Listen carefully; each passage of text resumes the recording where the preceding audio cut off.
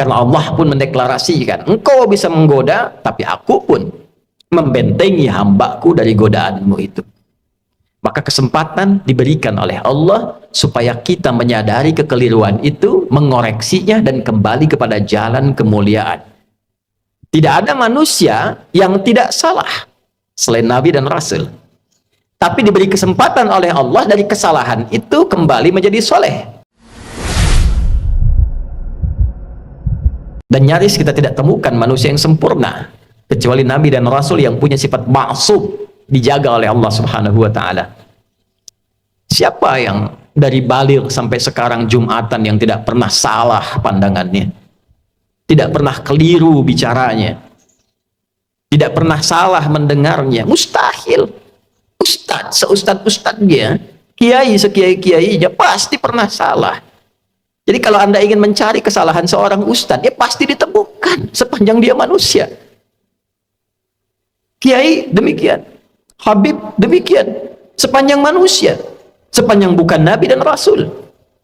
Siapapun, mau pejabat, mau rakyat, mau birokrat, siapapun, pasti ada potensi untuk berbuat salah sepanjang kita masih hidup, dan sepanjang setannya juga menunaikan tugasnya untuk menggoda manusia. Nah, Allah yang punya sifat Rahman dan Rahim sebagai penutup bagian dari khutbah ini menginginkan dalam situasi itu pun tetap melindungi kita, tetap menjaga kita. Karena Allah pun mendeklarasikan, engkau bisa menggoda, tapi aku pun membentengi hambaku dari godaanmu itu. Maka kesempatan diberikan oleh Allah supaya kita menyadari kekeliruan itu, mengoreksinya, dan kembali kepada jalan kemuliaan. Tidak ada manusia yang tidak salah selain Nabi dan Rasul. Tapi diberi kesempatan oleh Allah dari kesalahan itu kembali menjadi soleh. Saudara, bila kita mengoreksi yang salah menjadi soleh, tidak baik menjadi baik, maka kebaikan yang dihasilkan dari sifat korektif dari yang tidak baik itu disebut birrun namanya. Birrun. Bila itu melekat pada diri kita, kembali jadi baik, birrunnya nempel dalam diri kita, jadi baik lagi, maka berubah menjadi mabrurun. Maka dilatihlah setidaknya dalam ritual setahun sekali, belajar, kontemplasi, apa selamanya saya akan jadi seperti yang tidak baik ini. Kata-kata kotor, senang mencela orang, pikiran yang nggak bagus, mendengar yang nggak baik. Sementara saya sadar saya pulang akan menghadap Allah. Nanti dikumpulkan di padang Arafah, maka dibawa ke miniatur kehidupan orang kumpul semua sama. Mau pejabat, mau rakyat, mau punya kedudukan, mau tidak, pakaiannya sama, ritualnya serupa. Deklarasi kesetaraan. Bahkan sebelum PBB deklarasi, sebelum ada terbentuk banyak negara, Islam sudah memperkenalkan kesetaraan. Tapi dalam kesetaraan itu ada renungan. Apakah akan begini selamanya? Sementara kita akan pulang kepada Allah. Apa enggak malu pulang dengan status sebagai pencuri, pulang dengan status sebagai koruptor, pulang dengan status sebagai pencela, pulang dengan status sebagai penyogok? Apa enggak malu diviralkan di alam akhirat nanti? Fulan koruptor, fulan penyogok, fulan pezina, fulan penipu, datanya dibuka semua, nggak bisa bohong dia. Apa nggak malu? Maka direnungi itu di Arafah itu. Taubat dia, kenali dirinya, tahu kemana ia berkehidupan, kemana ia berakhir, kemana ia pulang. Setelah itu dia bertekad, dia zikir dari Arafah pergi ke Muzdalifah. Fa idza afadtum min Arafatin fadhkurullaha 'indal masy'aril haram. Dia bawa zikirnya, dia bertekad, dia akan lempari itu sifat-sifat buruknya yang ada dalam tubuhnya dulu, karena tiga yang mempengaruhi dia menjadi tidak baik. Dirinya yang tidak bisa mengontrol nafsunya, faktor lingkungan sekitar yang dekat, lalu yang ketiga lingkungan jauh, terdekatnya disebut aqabah dalam diri, lingkungan sekitaran disebut wusta, yang jauh disebut dengan ula. Maka yang pertama dia lakukan, lempari dulu sifat yang tak baik dalam dirinya. Maka catatan di Arafah, dia bawa ke Muzdalifah, dia bawa 7 kerikil di situ, dia datang ke Jamarat, dia lempari. Bismillah, Allahu Akbar, lontar sifat kurang baiknya. Oh, ini diri saya yang tak bisa mengontrol nafsu, sering celah orang. Bismillah, Allahu Akbar, lontar, dia nangis karena yang dilontar sifat buruknya. Ritualnya demikian. 2 lontar, 3 lontar, sampai ujung kepala, sampai kaki. Setelah dia melontar, dia menghadap ke arah kiblat, lalu dia berkomitmen, Inni wajjahtu wajhiya lilladzi fatara as-samawati wal arda hanifan musliman wa ma ana minal musyrikin. Inna salati wa nusuki wa mahyaya wa mamati lillahi rabbil alamin la syarika lah.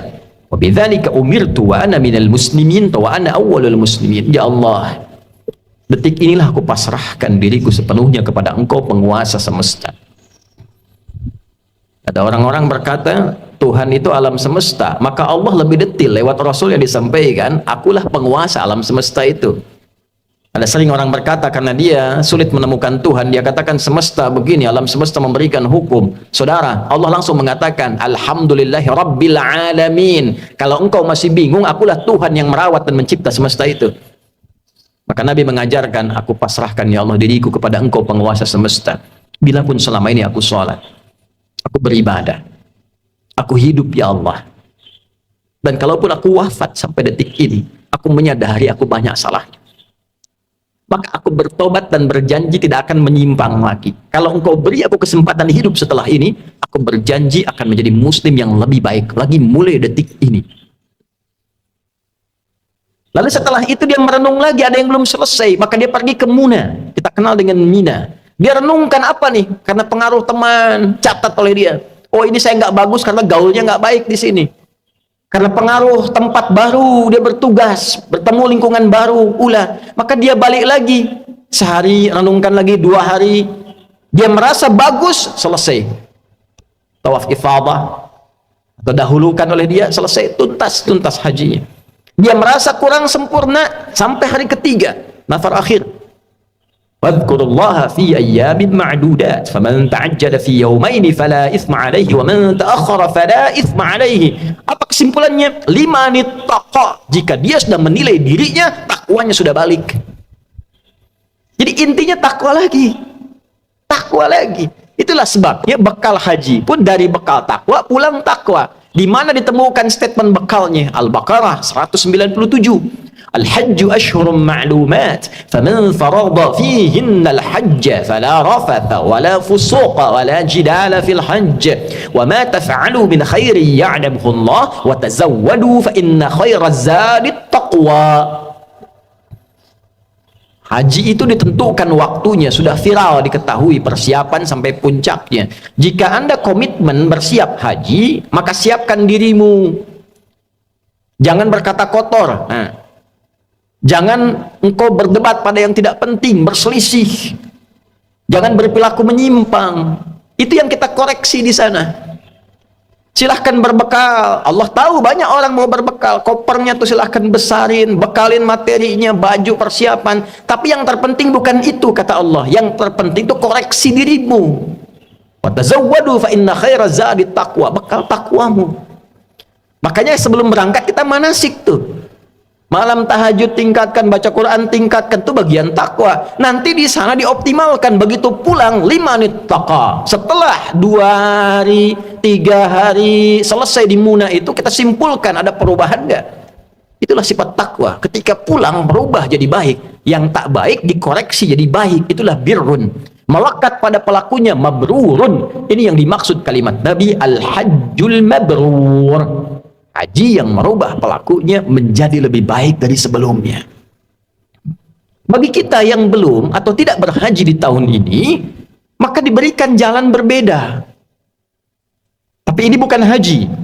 Tetap haji lebih utama karena ada ritual-ritualnya. Tapi ada substansi yang serupa, mabrur, membentuk karakter mabrur walaupun belum ada kesempatan haji. Lewat apa itu? Awal Dzulhijjah kita puasa, bekali takwa. Di sana wukuf di hari ke-9 waktu Saudi. Makanya disebutkan yaum siyam yaumi arafat. Puasa yang dilangsungkan di harinya saat orang-orang itu wukuf di Arafah, hari di Arafahnya tanggal 9. 9 waktu Saudi, 9 waktu kita. Di sana tanggal 9 wukuf, di sini kita tunaikan puasa. Sama persis puasanya, ya seperti halnya perilaku orang-orang yang sedang wukuf, dia merenung, dia koreksi. Jadi tidak seperti yang Ramadan sifatnya. Tidak seperti yang Ayyamul Bid sifatnya. Bukan cuma sekedar tahan lapar, haus, terbit fajar sampai maghrib. Semua puasa tidak begitu. Ada keistimewaannya. Khusus untuk Arafah, esensinya koreksi diri. kenali kekurangan dan seterusnya. Malamnya takbir, saat di sana melontar jumrah esoknya tanggal 10, di sini kita menyembelih. Sifat hewani. Hewan itu diciptakan dengan nafsu. Jadi gambaran nafsu itu ada di hewan. Hewan tak punya takwa. Karena di sana melontar sifat hewani nafsunya, di sini menyembelih, dan kalimatnya setelah itu sama, menghadap ke arah kiblat, mengatakan kalimat yang sama, inni wajjahtu, dan seterusnya. Inilah yang dimaksud Allah di Quran surah 22 ayat 37. Di sana takwa, di sini takwa. La yanalullaha luhumuha wala dima'uha walakin yanaluhut taqwa minkum. Yang diterima, yang sampai pada Allah itu bukan berapa besar sapinya, bukan berapa besar kerbaunya, bukan berapa banyak darahnya. Yang diterima oleh Allah, kata Allah, takwanya. Ada perubahan nggak? Merasa lebih dekat nggak dengan Allah? Merasa meningkat gak ibadahnya? Meningkat, mendekat, lebih dekat lagi, itu korba. Semakin meningkat disebut kurban. Itulah sebabnya ibadahnya disebut kurban. Dari kata korba, bukan korban. Kurban. Kenapa disebut kurban? Yang dimaksudkan ketika kita berbagi dan komitmen menjadi baik, dilihat standarnya setelah itu menjadi lebih dekat hubungannya dengan Allah. Meningkat takwanya. Itulah mabrur. Sekarang kita lihat. Sehari setelah hari tasyrik, Jumat ini, Jumat deklarasi perubahan diri kita. Bukankah kita di Jumat ini dipanggil untuk meningkatkan zikir? Coba dicek, jadi lebih dekat gak dengan Allah? Merasa meningkat gak takwanya? Beruntung kita, alhamdulillah, tinggal di Indonesia, karena semua bagian dasar kehidupan berbangsa, bernegara dipaku dengan sifat takwa. Di pendidikan, Undang-Undang Sisdiknas nomor 20 tahun 2003, dari mulai pasal menimbang A sampai E, 5 itu poinnya. Poin kedua, B itu sudah takwa. Undang-Undang Dasar tahun 1945 mengamanatkan pada pemerintah mengusahakan menyelenggarakan satu sistem pendidikan yang meningkatkan keimanan dan ketakwaan pada Tuhan Yang Maha Esa serta akhlak mulia, baru mencerdaskan kehidupan bangsa. Masuk tentara Sabta Marga, ada 7, nomor 3-nya itu adalah takwa. Kami tentara Indonesia yang bertakwa pada Tuhan Yang Maha Esa, membela kebenaran, kejujuran, dan keadilan. Masuk hakim, ada pancadharma. Nomor 1-nya itu takwa. Dari takwa sampai tirta, 1-nya takwa. Kami hakim Indonesia yang bertakwa pada Tuhan Yang Maha Esa. Masuk polisi, Tribrata, nomor 1-nya takwa. Kami polisi, Negara Kesatuan Republik Indonesia yang bertakwa pada Tuhan Yang Maha Esa.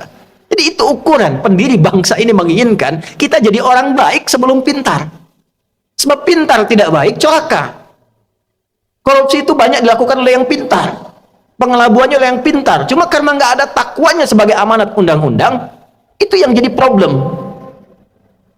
Nah, kalau kita mengklaim negara muslim terbesar, setiap Jumat pengingat pertama takwa, hadirin. Bertakwalah kepada Allah dengan sebenar-benarnya takwa. Tuh pulang Jumatan, betul nggak takwanya ada tuh? Ada nggak yang hilang sendal tuh? Baru keluar masjid.